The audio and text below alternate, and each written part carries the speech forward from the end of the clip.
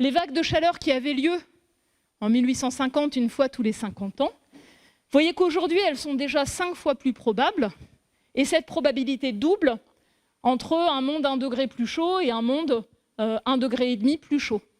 Donc ça veut dire que les événements qui étaient très très rares deviennent de plus en plus fréquents.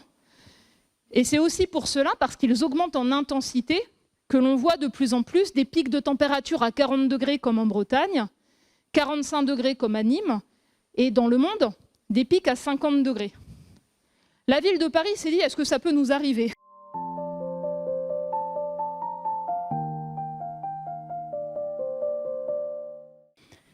Plus le niveau de réchauffement au niveau planétaire monte, plus ça aura des conséquences sur le climat moyen dans chaque région.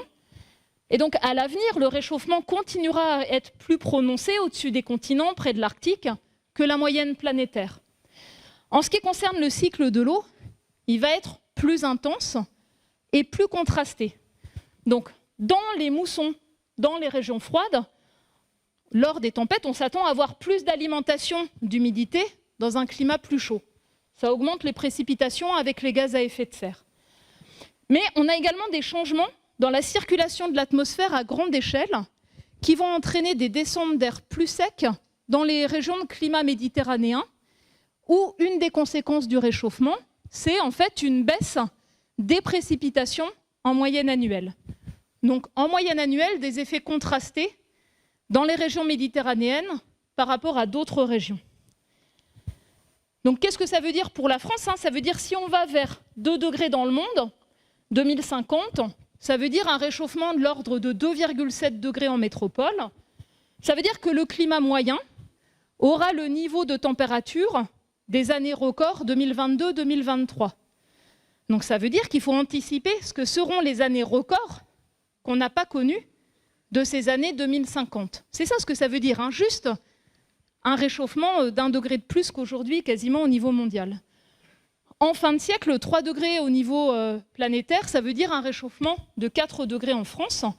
Donc il y a dans le plan national d'adaptation au changement climatique que l'on attend, un aspect qui est intéressant, qui est construire une trajectoire de référence pour l'adaptation, donc qui irait vers 4 degrés de réchauffement en métropole et qui vise à fournir une description de ce que l'on peut anticiper d'évolution du climat moyen, saisonnier, des événements extrêmes par région française, pour que justement on puisse l'intégrer dans la décision d'aujourd'hui quand on dimensionne des bâtiments pour le confort thermique ou l'aménagement en zone inondable pour renforcer la résilience, par exemple. Donc c'est pour ça que je dis que certains référentiels sont obsolètes et qu'il faut intégrer ces caractéristiques à venir. Et pour cela, il y a besoin d'un outil juridique et cette trajectoire de référence, en fournissant des données qui sont l'état des lieux scientifique, peut en être un. Pour l'instant, on n'a pas ce cadre-là. Or, la montée du niveau de la mer, on va devoir aussi un peu réactualiser. Donc, ce n'est pas seulement le climat moyen qui change, mais dans chaque région, plus le curseur monte au niveau planétaire, plus, par exemple, on aura un réchauffement plus prononcé au moment du jour le plus chaud de l'année. Les canicules s'intensifient plus que le climat moyen, et vous savez que c'est amplifié dans les villes denses par les effets d'îlots de chaleur. Le pire exemple en France étant Paris, parce qu'on n'a pas la mer ni la montagne, donc il n'y a pas le rafraîchissement par les vents. La construction des bâtiments hauts, les matériaux utilisés, les sources de chaleur font qu'il y a une forte augmentation, notamment à la fin de la nuit, dans le centre de Paris que les régions alentours. Ça amplifie, bien sûr, l'effet des vagues de chaleur, et c'est vraiment un enjeu majeur de santé en ville. Donc si on regarde l'humidité des sols en moyenne annuelle, vous voyez que même dans des régions où il va pleuvoir un peu davantage, en moyenne, on projette une diminution de l'humidité des sols. Donc là, c'est littéralement une aridification. C'est le cas en Afrique du Sud, en Amazonie, autour du bassin méditerranéen ou même dans les grandes plaines américaines. Et ça s'intensifie à mesure du réchauffement. On peut avoir, de ce fait, un certain nombre de points de bascule pour certains écosystèmes. La forêt méditerranéenne, elle a du mal à subsister avec l'augmentation du risque d'incendie. La forêt amazonienne, sous pression de la dégradation locale et de ces conditions plus sèches, pourrait, en fait, d'ici quelques décennies, devenir une savane, par exemple, mais c'est l'effet des deux pressions qui se combinent, qui est particulièrement redoutable.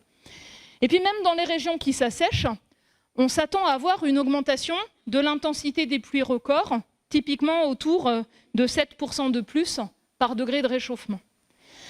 Alors pour essayer de traduire ce que ça veut dire, on peut regarder par exemple les vagues de chaleur qui avaient lieu en 1850 une fois tous les 50 ans. Vous voyez qu'aujourd'hui, elles sont déjà 5 fois plus probables, et cette probabilité double entre un monde 1 degré plus chaud et un monde 1,5 degré plus chaud.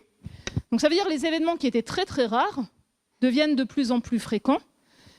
Et c'est aussi pour cela, parce qu'ils augmentent en intensité, que l'on voit de plus en plus des pics de température à 40 degrés comme en Bretagne, 45 degrés comme à Nîmes, et dans le monde, des pics à 50 degrés. La ville de Paris s'est dit, est-ce que ça peut nous arriver? Donc on a demandé en fait aux climatologues du groupe régional francilien de dire si c'était possible. Alors dans le climat actuel, sur la base des outils qu'on a, de nos modèles de climat, la réponse est ce serait très improbable. On n'en a pas de matérialité.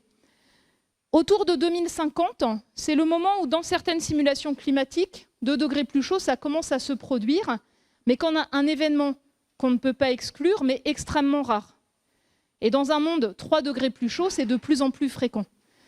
Et du coup, c'est intéressant parce que ça permet de se dire 50 degrés à Paris, qu'est-ce que ça veut dire dans nos infrastructures d'aujourd'hui?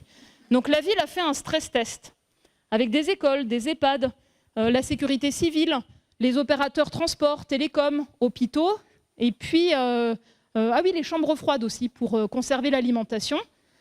Et en fait, bien sûr, ces infrastructures n'ont pas été conçues en zone tempérée pour de tels niveaux de température. Donc ça permet de voir où sont les vulnérabilités.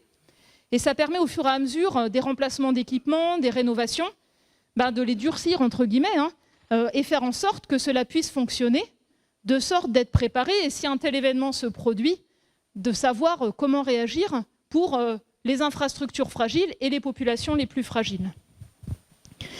Alors ce n'est pas simplement les vagues de chaleur, mais c'est par exemple, lors d'une tempête, le risque d'inondation composite, qui est vraiment un risque majeur pour les littoraux, c'est-à-dire onde de tempête, risque de submersion et en même temps plus extrême, et ruissellement. Et ces inondations composites, elles posent des problèmes, des défis particuliers, parce qu'on voit bien que les digues seules ne suffisent pas en fait. Il faut prévoir aussi la capacité d'évacuation de l'eau.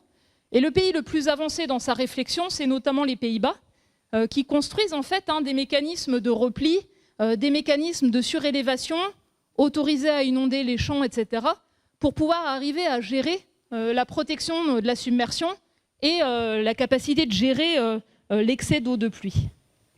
Alors quand on regarde les risques principaux liés au réchauffement, ils concernent, je démarre par ça, en plus des autres pressions, qui sont la destruction d'habitats, la surexploitation, les pollutions locales et les espèces invasives, les écosystèmes et la biodiversité. Donc là, c'est un exemple qui est un peu visuel sous forme de carte, d'une simulation sur 30 000 espèces, des oiseaux, des poissons, des batraciens, etc., en ne regardant que l'effet chaleur, que l'effet température, des espèces qui seraient exposées à des conditions potentiellement dangereuses. Vous voyez que le nombre d'espèces augmente avec l'intensité du réchauffement, que les zones concernées se déplacent et que les zones les plus exposées, au départ, sont dans les régions tropicales et ensuite, cela s'étend. Alors bien sûr, dans l'océan, par exemple, il n'y a pas que le facteur vague de chaleur. Il y a aussi perte d'oxygène, acidification, qui vont s'ajouter à ces pressions. Du coup, un enjeu vraiment important, c'est si on veut donner leur chance aux organismes, aux espèces, aux écosystèmes, par rapport à ce climat qui change, c'est vraiment d'avoir des aires protégées, vraiment protégées. Vraiment protégées, ça veut dire pas de chalutage profond. Ça veut dire on a des aires où on laisse la place pour les écosystèmes, pour s'acclimater et donner le plus de chances possible aux organismes, aux espèces, aux écosystèmes les plus résilients. Et le deuxième volet, c'est connecter ces aires protégées sur terre et en mer. Ça veut dire des trames vertes, bleues et tout le reste dans les villes pour que les espèces puissent passer. Et ça veut dire des bandes, des haies et tout le reste dans les espaces agricoles pour faire en sorte que les espèces puissent se déplacer dans un climat qui se réchauffe. Si on regarde les écosystèmes, vous voyez, ils sont tous concernés.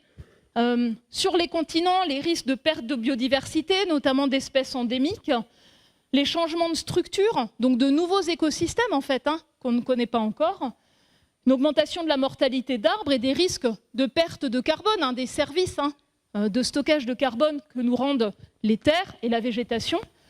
Et puis toutes les espèces côtières, marines, sont également concernées, certaines plus tôt pour des niveaux de réchauffement plus bas et d'autres graduellement.